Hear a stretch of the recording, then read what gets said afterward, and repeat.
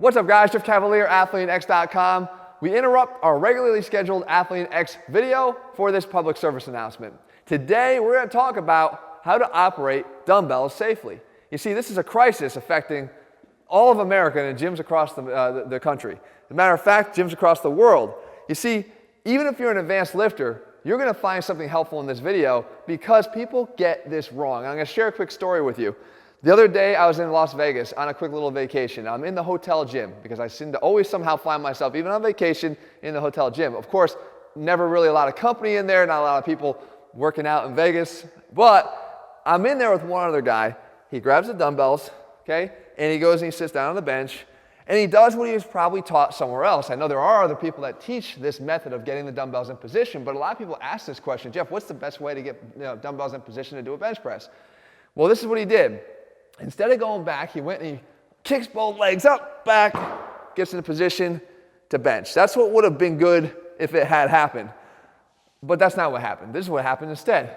He kicks him up here, and he falls like that. Okay? So now, that's not what we're looking to do.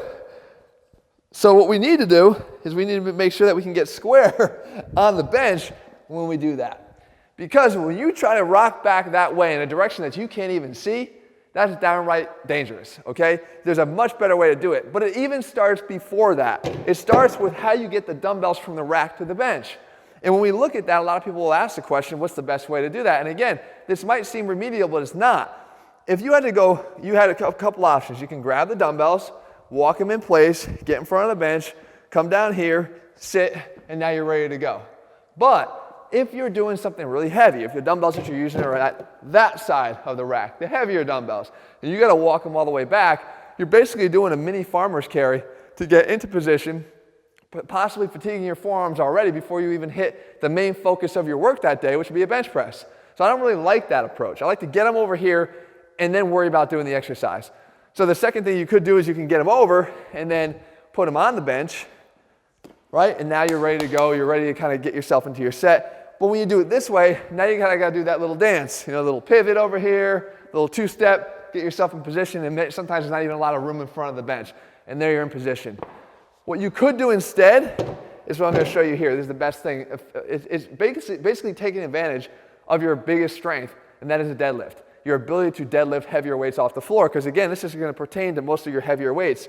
When I get them in place, I'm going to bring them right here and put them down in front of the bench. Okay? Now, turn the dumbbells so that they're facing you. Put your feet under the dumbbells. Cover your laces as you would in a deadlift. Now, let's say again, I've got heavy weights, and I'll demonstrate this in a second on heavier weights. But the fact is, you come down, you hip hinge down here, bend down, you grab the weights this way, you're going to deadlift to the level of your knee and sit back. So no matter how heavy the weights are, they're going to become instantly more manageable that way. And a lot of times people will be sort of limited by what they press because what they can't carry or manipulate and get into position to bench. So now we've already got ourselves here. Okay, great. Now how are we going to get it back? We're not going to do that double leg roll back thing again. What we're going to do is we're going to lift one at a time. So we kick high as hard as we can. We kick it right to the shoulder, till the dumbbell makes contact with the shoulder. In here, and then that comes down, and then in here, and then we lower ourselves back down that way. Okay?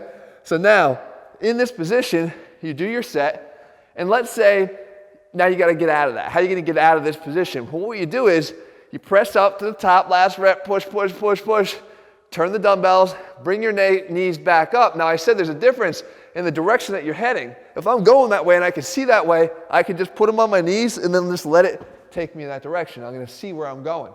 Different than flying backwards with no idea where you're going. But sometimes this doesn't always happen and we can't get ourselves out of the bench. So if we're down here and we're pressing and then we fail and we're down in this position, what do you have to do? Unfortunately, in this case, you're going to have to bail on the weight. And I see people bail all kinds of ways. There's one way I think is good. If I bail this way, like this, and I drop out, all that stress on my anterior shoulder is not a good thing. Okay, there's a lot of stress and strain being put on the anterior shoulder, and a lot of times you do it very ballistically. You come down and then boom, you drop them.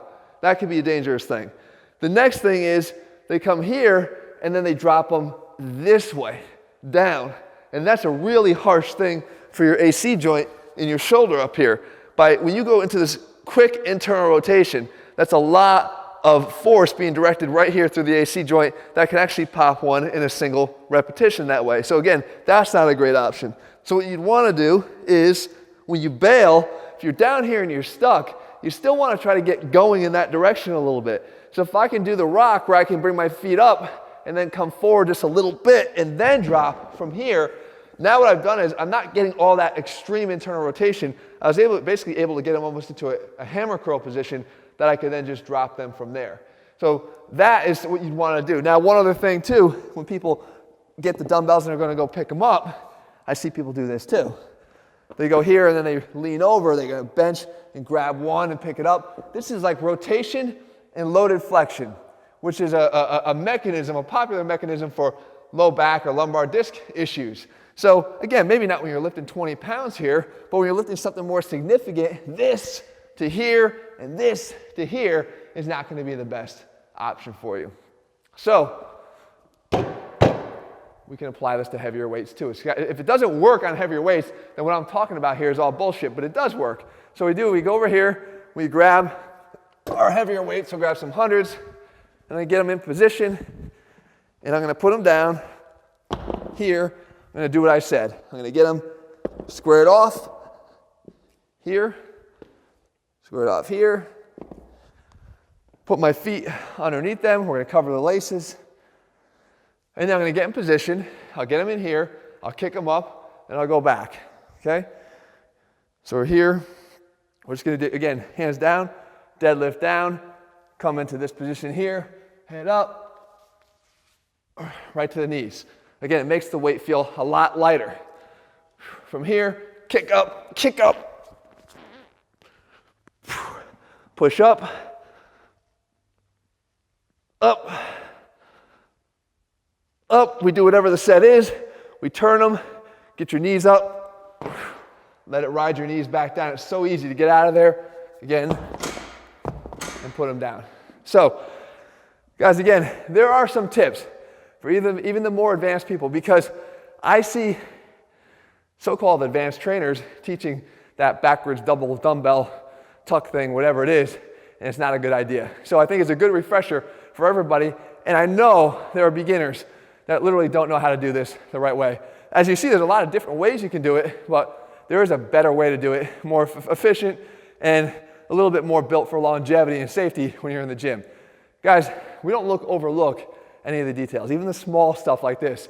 And that's what ATHLEAN-X is all about, putting the science back into strength from little things to the big things, making sure we overlook nothing to make sure you get the best results from following what it is that we talk about. If you're looking for a complete training program, that's over at ATHLEAN-X.com. In the meantime, if you found this video helpful, leave your comments and thumbs up below. Let me know what you want to see. I did this because this was a request that we got from you out there watching my videos. I'm happy to cover anything else you want me to clarify. All right, guys, see you soon. So they're told to kick them both back up like this, and he fucking, oh shit. So he rolls back here, and then of course oh shit. Oh boy.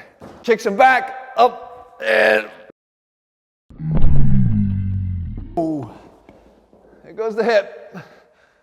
41 years old, there goes the hip. It's not funny, Jesse. It's actually pretty funny. Yeah.